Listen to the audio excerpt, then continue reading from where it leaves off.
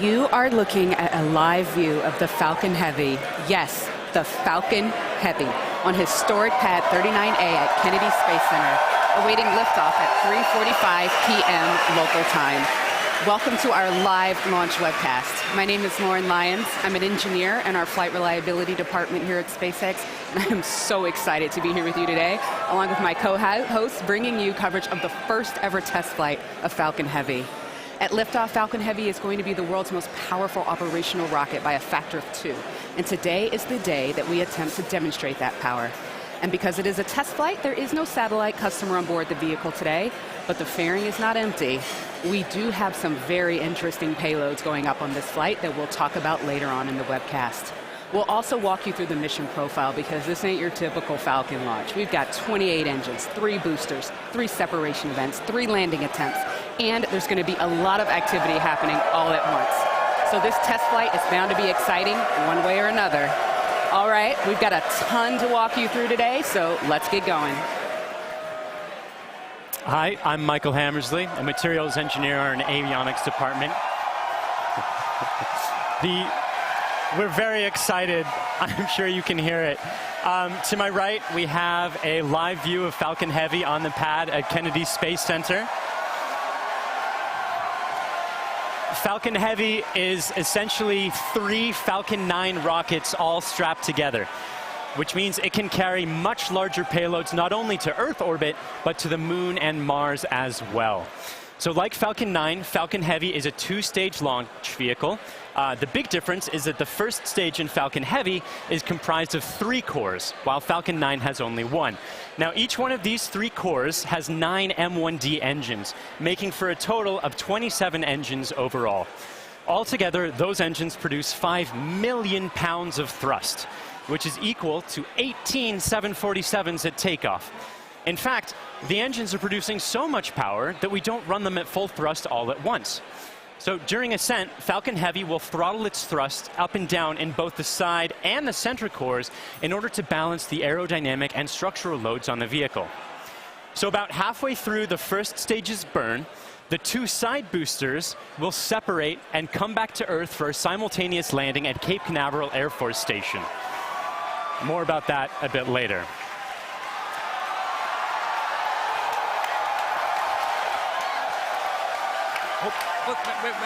Wait. At that point, the mission proceeds very much like a standard Falcon 9 flight. The center core will keep on firing for another minute to burn all of its fuel, and it will perform a standard stage separation from the second stage on top. This second stage, with the fairing right at the very top there, the second stage is exactly the same as any other Falcon 9 flight, except we've loaded a bit more helium onto it this time. Now, that second stage will be sending our payload way out into a Mars-crossing orbit, which we'll also get into a bit later. But all in all, with a successful launch, Falcon Heavy is going to be the largest and most powerful operational rocket in the world. We're very excited to be launching it today. Let's check in on exactly how it's doing. Good afternoon. I'm John Innsbrucker, the Falcon Principal Integration Engineer at SpaceX. We're currently at T-minus 17 minutes, 40 seconds and counting down. The good news is that all systems are go for launch. We're working no problems with the SpaceX test flight of the Falcon Heavy launch vehicle. Now we're currently loading propellant on all 3 first stage boosters, and we began loading a couple minutes ago on the second stage LOX tank. Now this is the same method that we use on the single-core Falcon 9. It just scaled to handle 3 first-stage boosters. Now we're loading liquid oxygen and kerosene. We do that because in order to support combustion, you need oxygen. And in the vacuum of outer space, there isn't any. So we bring our own liquid oxygen, chilled and densified. You may have heard densified in the past. That allows us to pack the maximum amount into the LOX tanks on the Falcon Heavy. Now our fuel is refined petroleum, RP1. That's essentially just a purified kerosene. It's a safe propellant, easily available, has a lot of history. For example, the Saturn V first stage, flown from the very pad you see on the monitor, on the moon missions, used kerosene and liquid oxygen. Now the big news this afternoon has been the weather, and we've eaten up most of our launch window. Now, we won't have the ability to hold the countdown any further now that we are into liquid oxygen loading. The good news is that the winds are looking good. We're working no issues on the Falcon Heavy. However, if there is an issue in the last minutes, we won't be able to launch today. There is a backup date available tomorrow. And I've said it before, launch is hard, and Falcon Heavy is no exception. We're essentially counting down 3 rockets simultaneously. So the SpaceX team is going to be conservative in case anything pops up in the last minutes. But as the energy and the enthusiasm from the team gathering below me outside of Mission Control Center X is growing, we are go at T-minus 15 minutes and 40 seconds and counting. My name is Brian, and I'm part of the software team here. And I'm standing just outside Mission Control as the crowd gathers behind me. We're all anxiously awaiting this very first test flight of Falcon Heavy. Now, today, SpaceX has over 6,000 employees in locations across the country. But it wasn't always like that. Now, when SpaceX was first founded in 2002, it was just a small group of engineers who believed that they could reduce the cost of exploring space, but had never actually built a rocket themselves. Now, Falcon 1 was the first rocket we developed, and it was pretty small relative to Falcon 9 and Falcon Heavy. While the Falcon Heavy on the right of your screen is over 230 feet tall, Falcon 1 stood only about 70 feet tall and could only carry about ½ a ton to orbit. However, despite its small size, Falcon 1 served a very large purpose. It was our roadmap to using modern technologies to engineer a vehicle that was not just more reliable, but was less expensive than alternatives. Now, we had 3 test flights of the Falcon 1 before we found success. But on that 4th Falcon 1 flight, it became the first privately developed liquid-fueled rocket to reach Earth orbit. Now, fast forward to today, and SpaceX has had 49 successful rocket launches. We have recovered 21 first stages, and we have reflown 6 of those. We have had 14 Dragon launches and have successfully reused the spacecraft as well. Now, our next step on this journey is just minutes from now, when we'll attempt the first test flight of our heavy lift launch vehicle. Now, there have been many challenges along this long road, and it has not been easy. But no matter what happens today, it has all been worth it. Now, one of the many challenges we're hoping to overcome with this test flight is the recovery of all 3 cores of the Falcon Heavy first stage. Although we have demonstrated success with the recovery of a single core, 3 is on a whole nother level. So let's check in with Michael to get an overview of what that story may look like.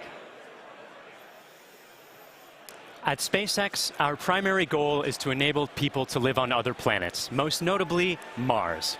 But it's hard to do this without dramatically lowering the cost of access to space. And the best way to accomplish that is to reuse as much of the rocket as possible. So we've been successful at landing and reusing Falcon 9 rockets for over 2 years now. And Falcon Heavy aims to continue this trend of reusability. So today, we'll be attempting to recover all 3 of the first stage cores by using both of our landing methods, by land and by sea. So the side boosters have actually been used before on missions TICOM 8 and CRS 9. And at the time of booster separation, during ascent, the side cores will still be going slowly enough to turn around. So it makes sense to return them to Cape. They'll be executing a 3-burn maneuver to get them back to landing zones 1 and 2 and Cape Canaveral Air Force Station. You may have heard of landing zone 1.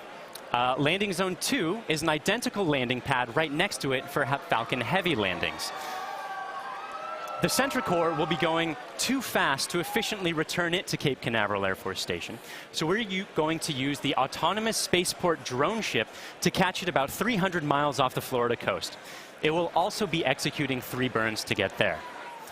So if all goes well after launch, we'll have 3 first stage cores back on Earth, 2 for the second time, and a wealth of data for perfecting airplane-like operation in the future. So countdown is still proceeding nominally. So let's check in again on how Falcon Heavy is doing. We just passed T-minus 12 minutes in the countdown of the test flight of Falcon Heavy. Fuel is completely loaded on the second stage. The first stage is also loaded with fuel, except for a small top-off that'll happen between T-minus 7 minutes and T-minus 6 minutes. Our major activity now is loading liquid oxygen on the boosters and the second stage. Liquid oxygen propellant loading on the first stages will end between T-minus 4 minutes and T-minus 3 minutes. Liquid oxygen loading on the second stage is the last one to finish, ending by T-minus 2 minutes. Now, in addition to loading propellant, the team is preparing to perform their final checks of the Merlin engines. We'll begin chill-in of the Merlin engine turbopumps with liquid oxygen as typical at T-minus 7 minutes like we do on Falcon 9 flights. We'll also be verifying valves and using the thrust vector control actuators to move the engines to verify the actuators are working correctly. As we get to T-minus 4 minutes, the clamp on the top of the strung back will open. You can see it just behind the Falcon Heavy. That entire structure will move about 1.5 degrees away from the rocket. At liftoff, it will move the rest of the way to clear Falcon Heavy, just like Falcon 9 flights. At the T-minus 1 minute mark, the flight computers will go into startup mode. They'll be controlling the countdown on the Falcon Heavy. What's different in this flight, engine ignition will begin at T-minus 5 seconds on the 2 side boosters, followed 2 seconds later by the center core. Now we're continuing to watch the weather, making sure that the ground liftoff winds don't exceed the maximum, but they're looking good right now. We continue monitoring the upper altitude winds as reported by the balloons. But right now at T-minus 10 minutes and 10 seconds and counting, the Falcon Heavy test flight is go. Because the first flight of Falcon Heavy is a test mission, we do not have a customer spacecraft on board today. Instead, we put something a little special with SpaceX inside the fairing. Now, more often than not, on the first flight of a new rocket, engineers will choose to fly a mass simulator, which is basically a heavy object of some sort to simulate the dynamics of flying a payload, but with little consequence if the mission doesn't work out exactly as planned. And as many of you already know, we have opted to have a little fun with our mass simulator. Stacked inside the fairing is Elon's cherry red Tesla Roadster, and inside of it, a passenger. His name is Starman, but don't worry, he's not human. But he is donning the SpaceX-designed spacesuit that our human astronauts will be wearing on Crew Dragon. And if all goes well today, we hope to get some live views of it as it makes its way into space. Now, in addition to the Roadster, you might also catch a glimpse of a smaller passenger, which is a tiny little Hot Wheel Roadster carrying a tiny little Starman, which is a little Easter egg for today's mission, so keep your eyes peeled for that. But those are not the only payloads we're flying today. Secured inside the Roadster is another really special passenger called an ARC. An ARC is a 5D laser optical quartz storage device, which is essentially a high-tech, high-data storage unit that can survive in the harsh environment of space. It's built by the ARC Mission Foundation, which is an organization whose purpose is to store libraries of human knowledge and data on these devices and send them off into space with interplanetary travelers, thus preserving human achievements well beyond Earth. On the ARC that's being launched today, the Foundation has stored Isaac Asimov's classic sci-fi series, the Foundation Trilogy, which was the original inspiration for the ARC mission. And given that making humanity a multiplanetary species is the core purpose of SpaceX, launching an ARC on this mission just seemed fitting. And last but certainly not least, a little something special for our hardworking SpaceX team. Mounted on the payload attach fitting, which is the structure that holds the Roadster onto the second stage, there's a plaque on which the names of over 6,000 of our SpaceX employees are engraved. The work that goes into designing, building, testing, and launching a vehicle of this sort is no small feat. And we are super excited to be a part of the Roadster's billion-year journey through the solar system. As Lauren just mentioned, if all goes well today, Falcon Heavy will put the Roadster on board into an Earth-Mars orbit around the sun on a journey that could last for 1 billion years. Now, on a universal scale, this means that the Roadster will be tracing the shape of an ellipse with the sun at one of its fixed points, or one of its foci. Now, we call this heliocentric because it is sun-centered. The outermost distance on that same ellipse will intersect the path that Mars takes while it is on its own journey around the sun. That's quite far away. That will reach a maximum distance from Earth of over 400 million kilometers. In Earth terms, that's about the same as a trip around the equator 10,000 times. Now, during its journey, the Roadster will also reach a maximum velocity of nearly 40,000 kilometers per hour, or about 20 times faster than a speeding bullet. Now, as we said, it should stay up in orbit around the sun for about 1 billion years, and it's a very long, exciting road ahead, and we are thrilled to be able to take the first steps on that journey just 5 minutes from now.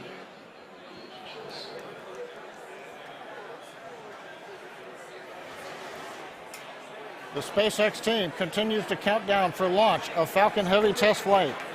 Now, once we light the engines, Falcon Heavy will check the power on all 27 Merlin engines, a critical period in the go-no-go for launch. It'll then command release from the ground hold downs. 40 seconds into flight, we'll decrease power on the two side boosters in preparation for maximum aerodynamic loads on the vehicle. Once we get through this period, Falcon Heavy will throttle back up to full power on the side boosters. About half a minute later, we will again throttle down the two side boosters. This time we're decreasing the forces on the rocket structure. At this point in flight, the vehicle is much lighter, having burned off much of the propellant, but we are increasing thrust. 2.5 minutes into flight, we'll fully turn off the side boosters, an event called BECO, Booster Engine Cutoff. At this point, the pneumatic separation system on the center core will unlock the two side boosters and push them away. The side boosters will disconnect first at the top of the center core, then milliseconds later from the bottom, so they'll actually rotate away from the center core slightly. Once the side boosters are clear, the center core will throttle up to full power and burn for another 25 seconds. Finally, at just past 3 minutes after liftoff, the center core will shut down, an event called MECO, Main Engine Cutoff, and the second stage will separate. From this point on, it's like a Falcon 9 mission. The fairing will separate, the MVAC-D upper stage engine fires, eventually sending the stage and payload out into the solar system to orbit around the sun. So that gives you a feel for the sequence of events we're planning on today's flight. So now, at T-minus 4 minutes 45 seconds and counting, let's witness the test flight of Falcon Heavy.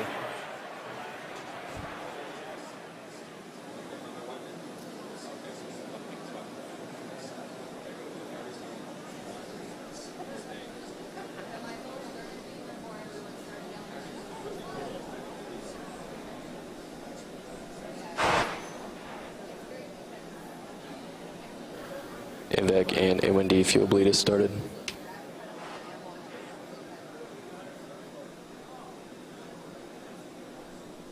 Safety AY cradle lock arms are slow, open. throttling to close up.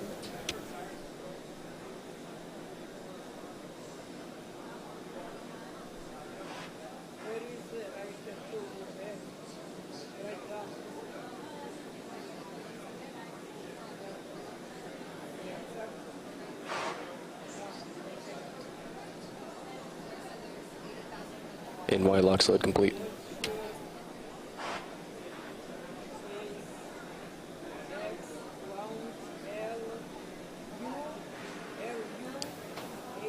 PY lock sled, throttling to close up. PY lock sled complete.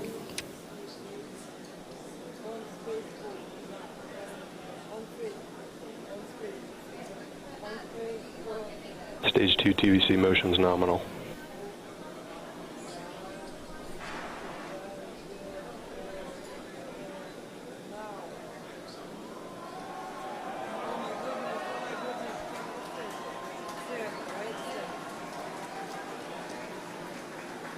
Bogart bleed verification. Center core lock sled complete. Strombeck lower has ended. Strombeck's at 88.2 degrees.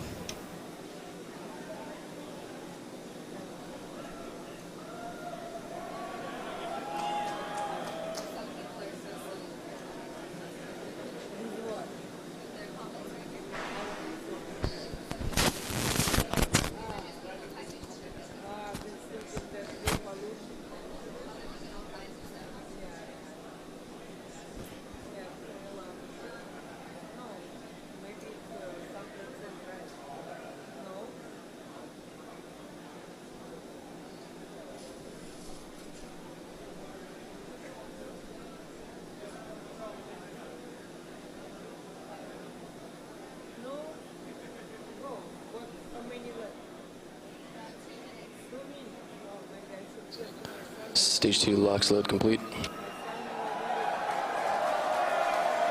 Falcon Heavy prop load is complete.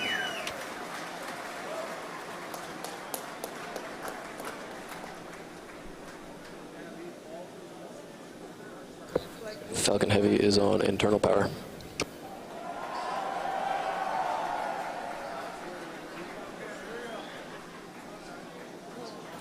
Vehicles in self-align. Ground gas close-outs has started. Falcon Heavy gas loads are complete.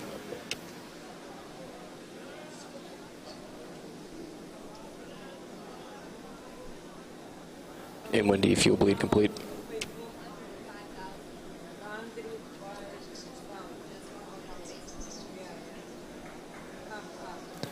M1D engine chill is complete. AFTS is ready for launch. Ground gas closeouts are complete. Falcon Heavy is in startup.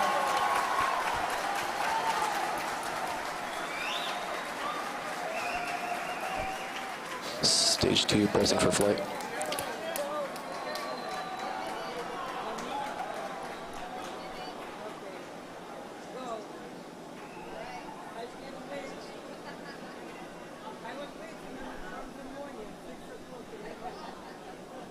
T-minus 30 seconds. Launch director on countdown 1. SpaceX, Falcon Heavy, go for launch. Falcon Heavy is configured for flight. T-minus 15, standby for terminal count. 10, 9, 8, Side booster ignition. 6, 5, 4, 3, 2, 1, 0. Ignition. Off. There's Falcon Heavy.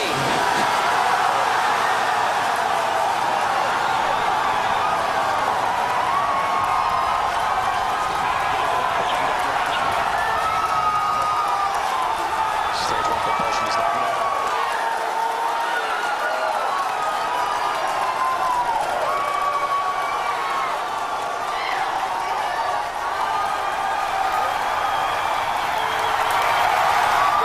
T-plus 30 seconds, if you can hear me over the cheering.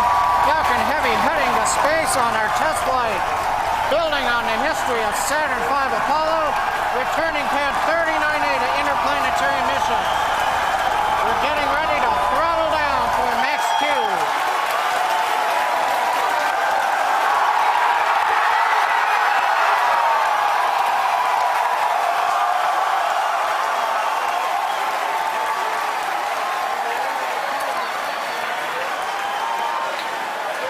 Vehicle is supersonic. You've heard the call out. Vehicle is supersonic.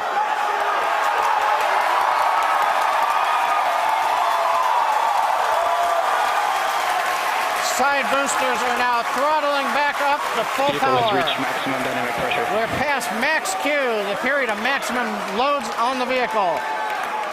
Next up, we'll be waiting for the side boosters to begin to throttle down prior to booster engine cutoff and separation 2.5 minutes into flight.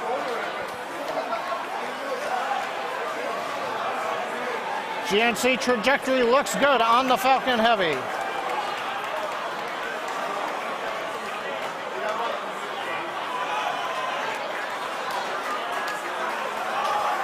Reports show that the M1D engine performance is nominal.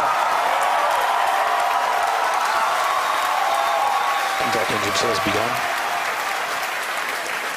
Side boosters have begun to throttle down in preparation for the upcoming shutdown in 20 seconds.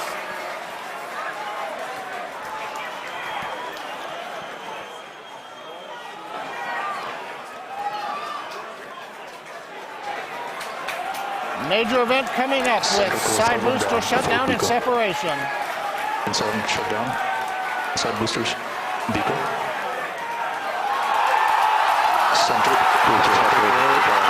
We're throttling up. S1 keeps going.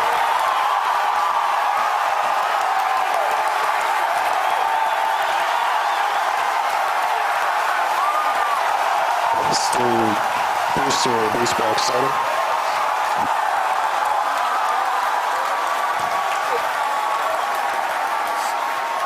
Successful separation. We're coming up on MECO and shutdown. Stay set. Separation confirmed. Wave and back ignition. Big burn looks good on side boosters. Background startup.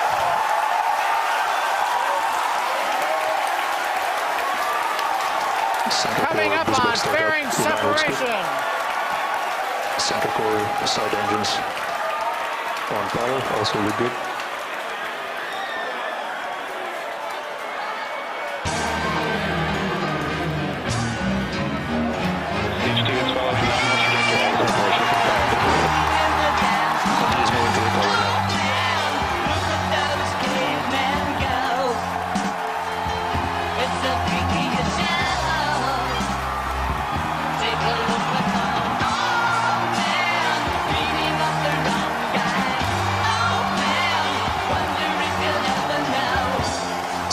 booster boost back shutdown.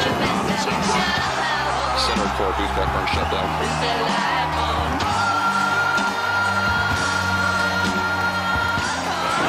Acquisition of signal.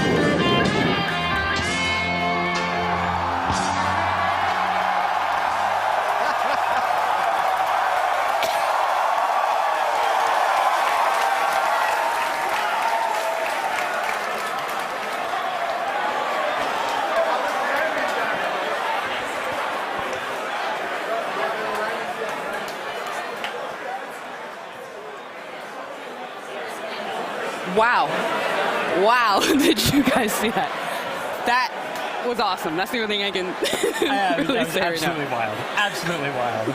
I got nothing else. Oh, man. Recapping all the great things that you just saw there. Successful liftoff from the pad, successful stage separation, but before that, successful booster separation. You can see stage one. The two side boosters, pardon me, you can see the center core, and you can see MVAC lit up. Oh my gosh. Then the beautiful shots of Starman chilling in the Tesla Roadster. Just absolutely incredible. On your screen at the moment, you've got a few things happening. On the upper right, you've got MVAC-D continuing its burn. On the upper left, you have the center core headed back towards the autonomous spaceport drone ship. And in the two bottom screens, you've got the side boosters headed back towards Cape Canaveral Air Force Station, landing zones 1 and 2.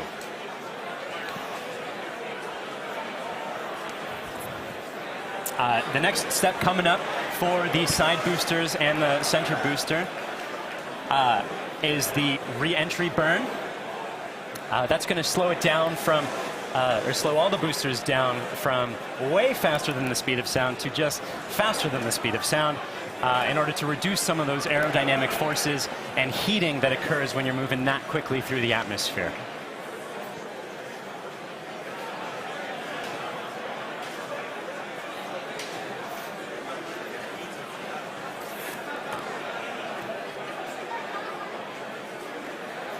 And as you can see on your screen, that re-entry burn for those two side boosters has begun.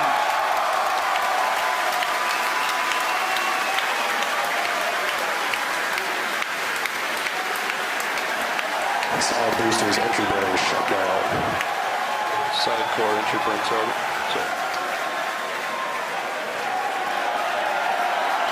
The center core in the upper left of your screen performing its own re-entry burn. You can see the edge of Cape Canaveral in both of the side booster cameras as those are coming in. PY and NY side boosters have phased. Center core entry burn shutdown. And even though those look very similar, those two boosters' views, those are actually representing different boosters. And they're heading towards Earth. They're about to begin their landing burns. We'll hopefully be able to bring you nice footage of that. Both side boosters transonic. And watch for the landing lights deploy at the tail end of that landing burn.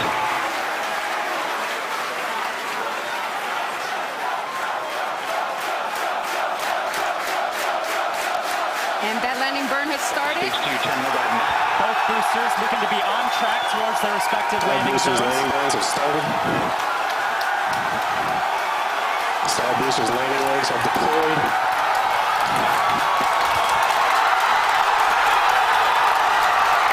And the Falcons have landed.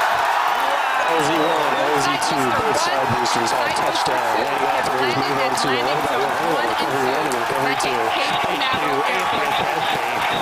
coming up very shortly, the center core will be attempting its landing on the autonomous spaceport drone ship.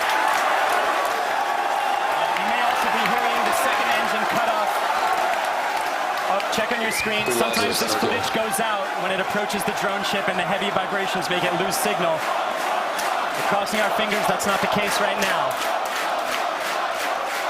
Stage 2, nominal parking orbit insertion. So it looks like that landing is happening at the moment. We have lost signal. We're hoping that signal comes back shortly. Oh, man. Yeah, as Michael mentioned earlier with the vibrations of the rocket and how it shakes up the cameras that are on the drone ship, sometimes we do lose signal or shakes up the antennas. Oh, and we've just gotten confirmation Oh. We're waiting to hear what happens, and so we're listening in, and we're still waiting to hear. We'll let you know as soon as we find out. You'll know. People are cheering, but we'll get the call and know, hopefully very, very soon, how that center core is doing, whether it's standing up proud on that drone ship or not. Meanwhile, other two landings. Those were absolutely gorgeous. Meanwhile, the second stage is continuing its trajectory towards Mars. It's all looking good there. John, come give us a recap of the full mission. He stands. Well, if you could hear all that cheering, it was an outstanding test flight of the Falcon Heavy.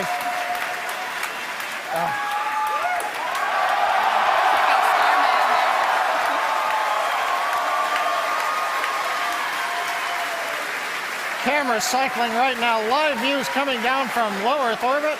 The second stage successfully got there, and it got there as the culmination of a great Falcon Heavy test flight. We lit 27 engines, throttled the boosters up and down. We separated the side boosters. They came back spectacular, simultaneous landing. The center core did its job. The second stage did it. Everything that you could want in a test flight, we got here. Now we're just looking for the icing on the cake to find out what happened on the drone show. But all in all, an outstanding test flight for Falcon Heavy. Wow, what an absolutely momentous occasion. Thank you so much to the range for contributing their expertise to today's launch, the FAA for the licenses to launch and land those boosters, as well as the rest of Falcon Heavy. And thank you to you, the viewers, for joining us for a really, really cool moment here. And to find out what happened with the center core and what's going on with Starman as he makes its journey through space and all of our other launches, you can visit us at SpaceX.com and follow us on social media on LinkedIn and Twitter. If you would like to join us on exciting projects like these, please visit SpaceX.com/careers. From the entire grateful team here, thank you again for joining us. We'll see you next time.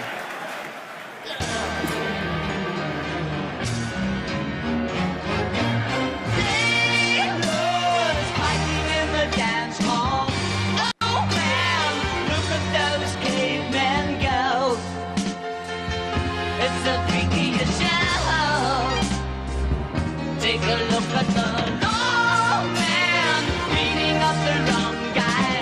Oh man, wonder if he'll ever know who's in the best-selling show. Is there life?